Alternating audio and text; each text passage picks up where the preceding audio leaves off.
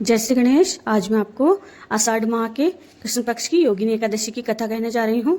अलकापुरी नाम की नगरी में एक कुबेर नामक राजा राज्य करता था। वह शिव भक्त था। उसकी पूजा के लिए एक माली पुष्प लाया करता था। उसके विशालाक्ष नाम की अत्यंत सुंदर स्त्री थी। एक दिन वह मानसरोवर से पुष्प ले आया, परंतु कामासक्त होने के कारण पुष्पों को रखकर स्त्री के साथ रमण करने लगा और दोपहर तक नहीं आया। तब राजा कुबेर को उसकी राह देखते देखते दोपहर हो गई, तो उसने क्रोधपूर्वक अपने सेवकों को आज्ञा दी कि तुम लोग जाकर हेममाली का पता लगाओ कि वह अभी तक पुष्प क्यों नहीं लाया है। जब यक्षों ने उसका पता लगाया तो वे कुबेर के पास आकर कहने लगे, हे राजन, वह माली अभी तक अपनी स्त्री के साथ रमण कर रहा है। यक्षों की इस बात को सुनकर कुबेर ने हेममाली को बुलाने की आज्ञा दी।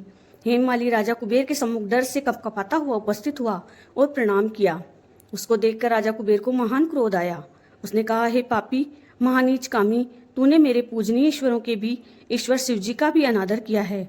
इससे मैं तुझे श्राप देता हूँ कि तू स्त्री का वियोग भोगेगा और मृत्युलोक में जाकर कोढ़ी होगा। कुबेर के श्राप के प्रभाव से वह उसी क्षण स्वर्ग से पृथ्वी पर गिरा और कोढ़ी हो गया। उसकी स्त्री भी उसी समय अंतर्ध्यान हो गई।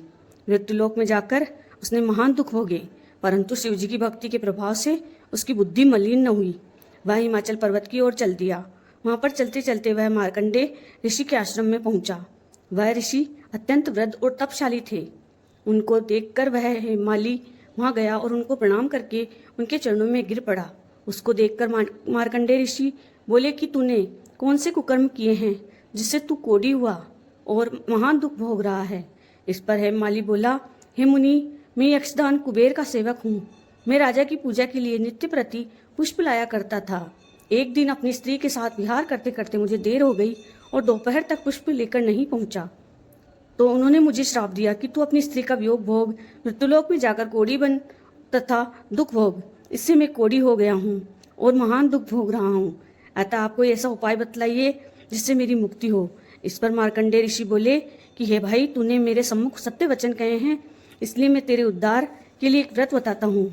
यदि तू आषाढ़ माह के कृष्ण पक्ष की योगिनी एकादशी का विधि पूर्वक व्रत करेगा तो तेरे सभी पाप नष्ट हो जाएंगे। इस पर हेममाली बहुत प्रसन्न हुआ और उसने मुनि के वचनों के अनुसार योगिनी एकादशी का विधि पूर्वक व्रत किया। इसके प्रभाव से वह फिर अपने पुराने रूप में आ गया और अपनी स्त्री के साथ विहार करने लगा। हे राजन, इस योगिनी की कथा का फल 88 सहस्त्र ब्राह्मणों को भोजन कराने के बराबर है। इसके व्रत से समस्त पाप दूर हो जाते हैं और अंत में स्वर्ग मिलता है। जय श्री गणेश।